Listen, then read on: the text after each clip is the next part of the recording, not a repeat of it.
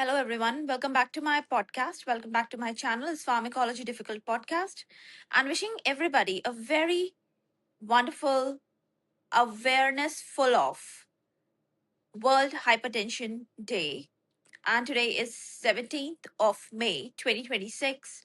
So, how we can increase our awareness and celebrate the day that is the important day of today, World Hypertension Day.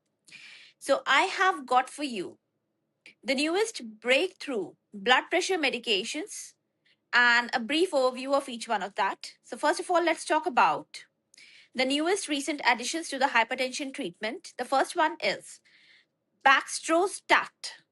So, it's a novel aldosterone synthase inhibitor that disrupts the production of aldosterone before it can cause salt retention and high blood pressure.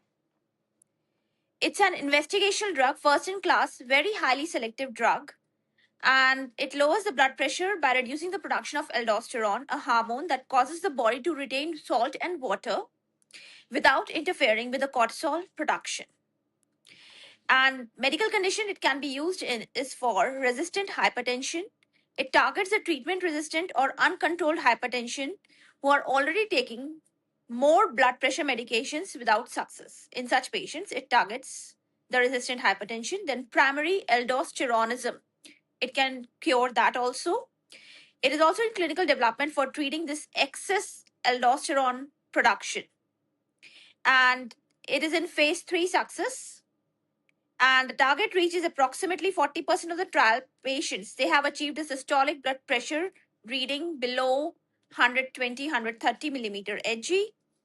And unlike some other mineralocorticoid receptor antagonist, it is a very highly selective drug. It spares the CYP11B1 enzyme and inhibits only the CYP11B2 enzyme, which makes aldosterone. So it is not affecting the cortisol production, it is only affecting the aldosterone production. This helps avoid many of the hormonal side effects associated with older therapies. Its side effects, it is a very well tolerated drug, and clinical trials have noted mild to moderate adverse effects. Occasionally, some elevated potassium levels like hyperkalemia. And when there is a discontinuation of the drug temporarily, then this hyperkalemia, which is caused, it can actually resolve. Second important drug that I want to talk about is aprocitentan, and it's an endothelin 1 receptor antagonist. It is a first of its kind drug with a completely novel mechanism for treating resistant hypertension. It blocks the endothelin receptors that causes the blood vessels to constrict, widening them and actively lowering the blood pressure. Next important drug, lorundrostat. It is similar to baxdrostat. It inhibits the biosynthesis of aldosterone. It is also in early phase trials. While amongst these drugs, aprocitentan is an FDA approved drug. It is approved in March 2024. It's a first new class of oral antihypertensive medication indicates.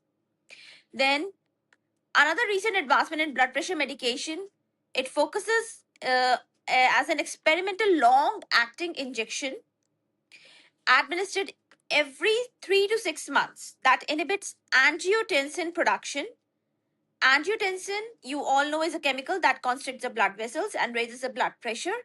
So, zilebesiran, it acts as a long-acting injection. I want to talk a little bit more about zilebesiran.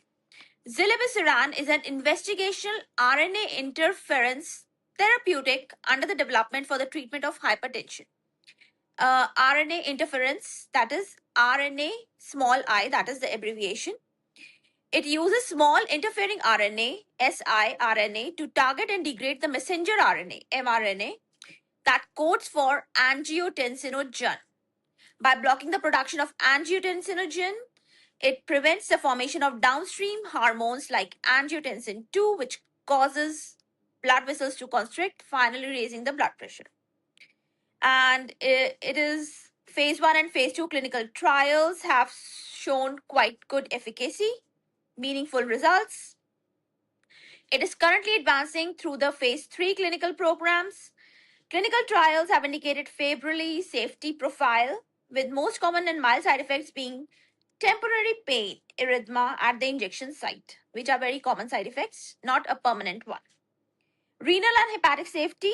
The drug does not cause major renal, hepatic, or electrolyte disturbances.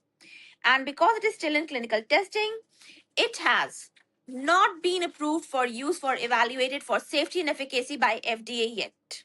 So this is how we have celebrated today World Hypertension Day. Hope you like this information about the wonderful drugs and hope you found it useful. If you did, don't forget to like and subscribe my channel. Till the next time, thank you. Take care. Bye bye. Mummy,